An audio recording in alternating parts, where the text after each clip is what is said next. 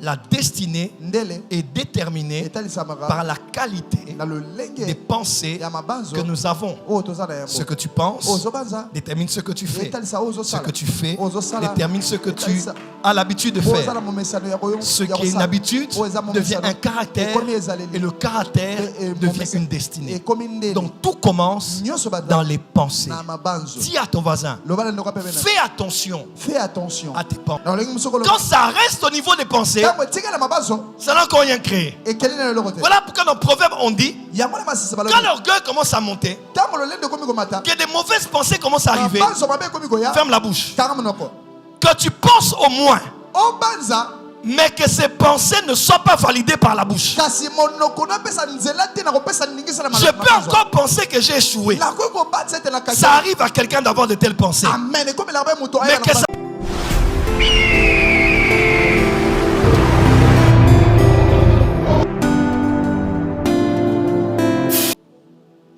En fait, tu as émis des pensées que j'ai entendues. Voilà pourquoi les prophètes peuvent facilement prophétiser pour quelqu'un qui est en train de penser à quelque chose. Si tu penses beaucoup au mariage, facilement, il peut te dire, je vois que tu as un problème de mariage, c'est pas que Dieu l'a dit. Un prophète peut dans le monde spirituel entendre ce que tes pensées disent. Un prophète est venu devant moi prophétiser. Excusez-moi, j'étais un peu pas gentil. J'ai regardé son esprit. J'ai vu qu'il n'est pas très fort. Il allait ramasser les informations qu'il capte. Et j'ai fait quoi? J'ai bloqué mon esprit. Et j'ai cessé de penser. J'ai arrêté de penser. Et puis il me regarde, il part, il rentre. Il me regarde, il part. J'ai bloqué mon esprit. Parce qu'à vrai dire, on ne peut prophétiser que pour celui qui a ouvert son esprit. C'est parce que tu donnes la permission à quelqu'un de parler que quelqu'un peut voir. Il faut être un grand esprit pour que malgré l'incrédulité de quelqu'un, tu ailles voir ce qui est caché dans son âme. Dis amen très fort. Amen. Dis à ton voisin, fais attention à tes pensées. Fais attention à tes pensées. Parce que tes pensées vont créer ta réalité. Un homme a dit, ce que tu penses détermine ce que tu fais. Ce que tu fais détermine ce que tu feras. Ce que tu feras devient une habitude. Et l'habitude, dit-on, devient une seconde nature. Donc ça devient ton caractère. Et le caractère détermine ta destinée. En d'autres termes, la destinée est déterminée par la qualité des pensées que nous avons. Ce que tu penses détermine ce que tu fais. Ce que tu fais détermine ce que tu as l'habitude de faire.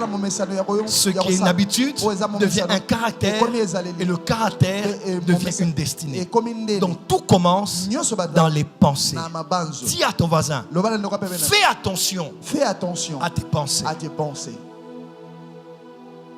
Je répète à quelqu'un, fais attention à tes pensées. À partir de ce matin, ma prière est que en ce mois de septembre, tu deviennes un homme de concentration, un homme de méditation. Il y a du bruit, mais tu n'entends plus rien. Il y a des gens, mais il n'y a plus personne. Ça t'est déjà arrivé? Tu regardes quelqu'un et puis tu es perdu.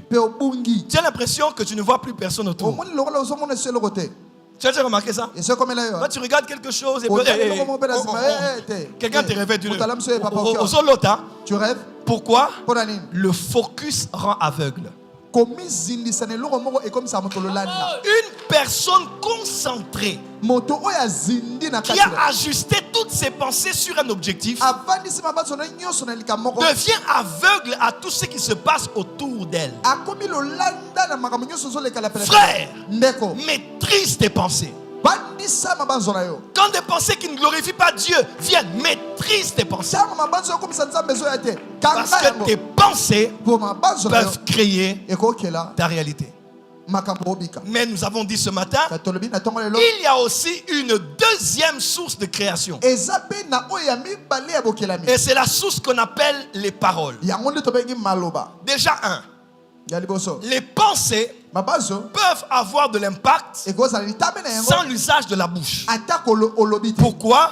Parce que notre cœur a aussi des lèvres, une langue. Une langue et des paroles. Quelqu'un me comprend? Amen. Je vais descendre. Tes pensées peuvent avoir de l'impact sans même que ta bouche ne s'ouvre. Pourquoi? Parce que tes pensées parlent aussi. Là, c'est la première dimension. Mais la deuxième dimension, tes pensées, dans une certaine mesure, ne peuvent être validées que lorsque la bouche les a prononcées. En d'autres termes, quand ça reste au niveau des pensées, ça n'a encore rien créé. Voilà pourquoi dans Proverbes on dit, quand l'orgueil commence à monter, que des mauvaises pensées commencent à arriver, ferme la bouche. Que tu penses au moins, mais que ces pensées ne soient pas validées par la bouche. Je peux encore penser que j'ai échoué. Ça arrive à quelqu'un d'avoir de telles pensées. Mais que ça se limite là. Que ça ne sorte pas par ma bouche. Dis à ton voisin, au moins que ça se limite dans les pensées. Dis à ton voisin que ta bouche ne dise jamais le négatif que tes pensées ont conçu. Pourquoi? Parce que la bouche est la signature. Les pensées écrivent la lettre. Mais la bouche pose le cachet. Les pensées écrivent la lettre. Les pensées écrivent le décret. Les pensées écrivent l'ordonnance. Mais la bouche est le cachet et la signature. Je peux penser que je ne me marierai pas. Ça peut encore arriver. Quelqu'un a dit, tu ne peux pas empêcher à un oiseau de voler sur ta tête. Mais tu peux au moins l'empêcher de faire son nid sur ta tête. Ça c'est vrai. Le professeur. Donc tu ne peux pas empêcher à des mauvaises pensées de passer. Mais tu dois les empêcher d'élire domicile dans tes pensées. Ça arrive à tout être humain d'avoir un jour ou l'autre de mauvaises pensées.